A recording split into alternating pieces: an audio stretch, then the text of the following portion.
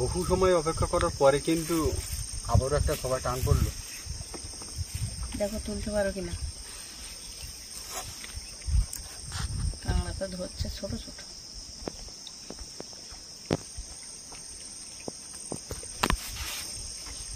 বড় আছে মনে হচ্ছে।